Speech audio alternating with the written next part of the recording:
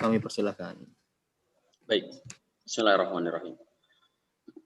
Bulan Ramadan bulan yang penuh dengan hadiah dari Allah.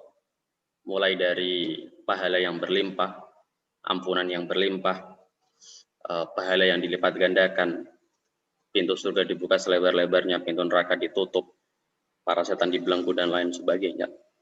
Bulan yang penuh dengan kenikmatan ini, bulan yang saya mengatakan umat Islam itu merasa Islam ketika Ramadan, saking hebatnya bulan ini. Kita maksimalkan dengan penuh, kita maksimalkan dengan seutuh-utuhnya, begitu.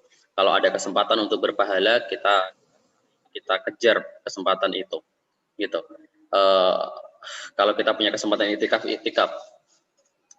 itu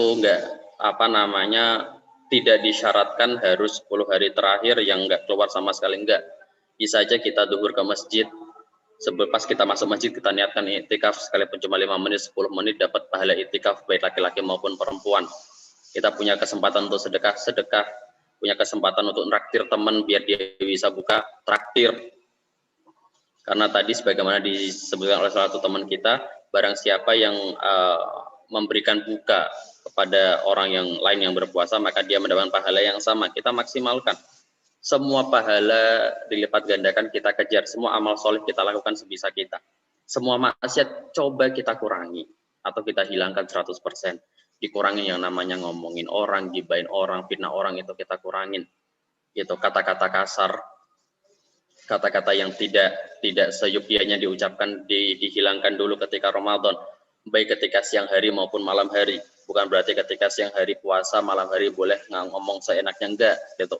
Bukan berarti kita pending dulu gosipnya sampai nanti ibadah tarawih, enggak seperti itu, gitu. Jadi gosip jadi gosip ini haram kapanpun, begitu. Nah, Ramadan lebih diharamkan, bukan berarti ketika siang jadi haram malam jadi boleh, enggak seperti itu. Nah, kesempatan-kesempatan ini yang dikejar oleh para ulama salafus salih zaman dulu. Imam Syafi'i dalam 1 bulan khatam berkali-kali. Gitu. Para ulama zaman dulu sangat ngejar yang namanya Lailatul Qadar. Kita kejar, gitu. Kita hidupkan 10 malam terakhir, kita hidupkan khususnya di malam dalam ganjil, baik yang bisa itikaf di masjid maupun yang tidak. Kita kejar dengan sholat sunnah di rumah atau dengan tilawah di rumah atau apapun itu amal-amal soleh kita lakukan, gitu. Rasulullah Shallallahu Alaihi Wasallam ini bisa kita amalkan nanti. Beliau selalu membangunkan keluarganya, para istrinya, para anak-anak kecil, anak-anak muda dibangunkan. Yuk bangun sholat, yuk bangun tilawah. Ketika 10 malam terakhir bulan Ramadan. Kalau kita punya keluarga, kita lakukan itu. Kita ajak keluarga kita. Gitu. Minimal kita ingatkan, yuk sholat sunnah, yuk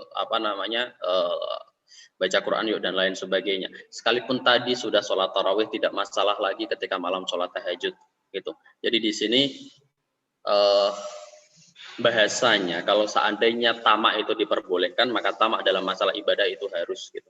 Jadi di sini mumpung Allah ini ngasih bonus sebesar-besarnya, kita kejar, gitu. Karena salah satu bentuk rahmat yang Allah berikan kepada kita umatnya Rasulullah Shallallahu Alaihi Wasallam ya ketika bulan Ramadan ini, khususnya ketika malam Lailatul Qadar. Kita tahu bahwa usia kita ini tidak panjang dibanding umat-umat terdahulu. Rasulullah mengatakan umatku cuma 60-70 tahun usianya, lebih dari itu maka bonus kalau bahasa kita. Nah, kalau seandainya usia yang pendek ini dibandingkan dengan usianya umatnya Nabi Nuh misalkan yang ribuan tahun, tentu kita tidak ada apa-apanya dalam masalah ibadah.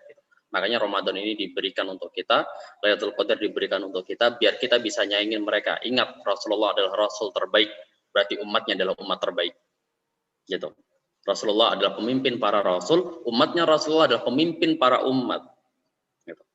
Jadi sekalipun usia kita pendek, kita dijanjikan untuk bisa mendahului umat-umat yang terdahulu. Janjinya Rasulullah masuk surga pertama kali, kita masuk surga pertama kali sebelum para umat-umat yang lain. Gitu. Jadi mumpung di sini Ramadan tinggal hitungan hari, yuk kita maksimalkan. Kita maksimalkan apapun pahalanya, apapun amal solehnya kita amalkan.